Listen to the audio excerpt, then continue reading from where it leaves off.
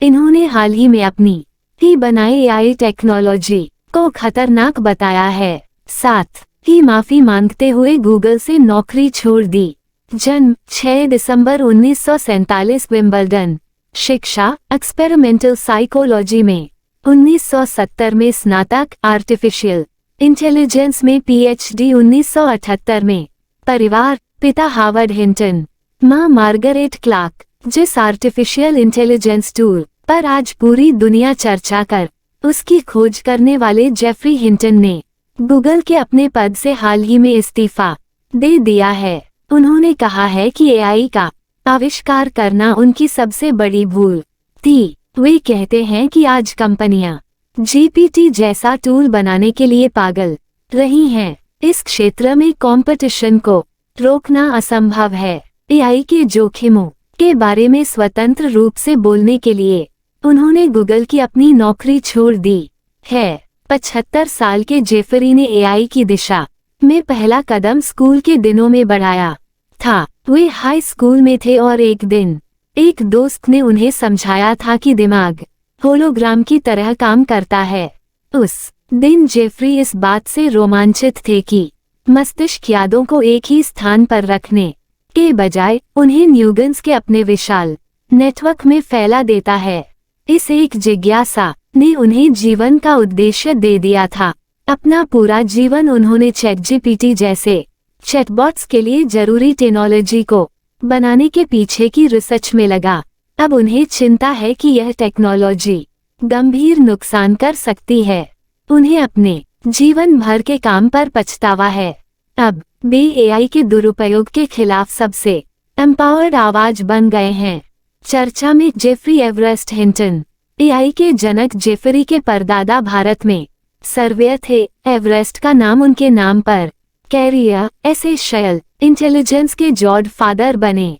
1947 में Wimbledon, London के संपन्न परिवार में जन्मे हिंटन ने 1970 में ह्यू से एक्सपेरिमेंटल साइकोलॉजी में बीए किया। 1978 में एडिनबर्ग से आर्टिफिशियल इंटेलिजेंस से पीएचडी की।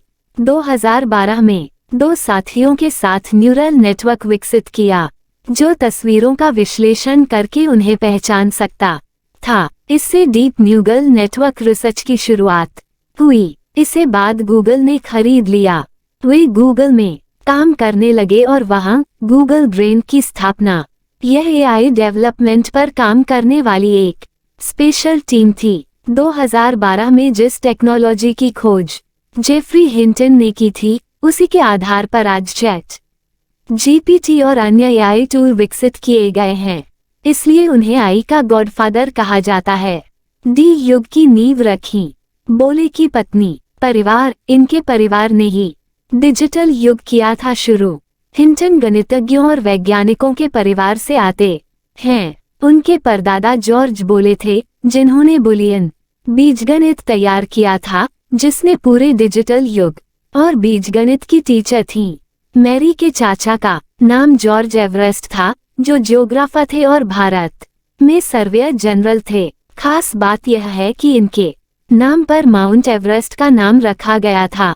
जेफरी के पिता हावर्ड हिंटन एक एंटोमोलॉजिस्ट कीट विज्ञानी थे। उन्हें रॉयल सोसाइटी के फेलो के रूप में चुना गया। जेफरी की पत्नी जैकी हिंटन। जैकी कला इतिहासकार थी। इस साल 20 अप्रैल को ही कैंसर से उनका निधन हुआ है। सरोकार पेंटागन फंडिंग के कारण छोड़ी थी नौकरी। 1980 के दशक में doctor Hinton Carnegie Mellon university में कंप्यूटर साइंस के प्रोफेसर थे, लेकिन उन्होंने यूनिवर्सिटी छोड़ दी और कनाडा चले गए। इसके पीछे वजह थी पेंटागन फंडिंग। वे पेंटागन से मिल रही फंडिंग के खिलाफ थे। उस समय आर्टिफिशियल इंटेलिजेंस पर अमेरिका में हो रही अधिकतर रिसर्च को वहां के डिफेंस डिपार्टमेंट से फंडिंग मिल रही थी। डॉक्टर हिंटन इस बात के सख्त खिलाफ थे कि युद्ध के मैदान में आर्टिफिशियल इंटेलिजेंस का इस्तेमाल हो, जिसे वे रोबोट सोल्जर कहते थे। अब एक बार फिर हिंटन ने इस नैतिक आधार पर ही गूगल की नौकरी भी छोड़ी है कि चैटजीपीटी जैसे टूल्स का गलत उपयोग हो सकता है जो भविष्य के लिए ठीक नहीं है। हिंटन की चिंता अब सच झूठ का फैसला बहुत मुश्किल हो जा। हिंटन की पहली चिंता है कि इंटरनेट झूठी तस्वीरों, वीडियो और टेक्स्ट से भर जाएगा। इससे साधारण व्यक्ति नहीं जान पाएगा कि क्या सच है। एआई टेक्नोलॉजी समय के साथ जॉब मार्केट पर छा जाएगी। बुनियादी काम करने वाले वर्ग की जगह एआई और चैट जीपीटी ले सकती है, जैसे व्यक्तिगत सहायकों, अनुवादकों और अन्य लोगों के काम छिन जाएंगे। यह मुश्किल कामों को भी आसानी से करने लगेगा, इसलिए जॉब मार्केट को यह अनुमान से ज्यादा नुकसान पहुंचा सकता है।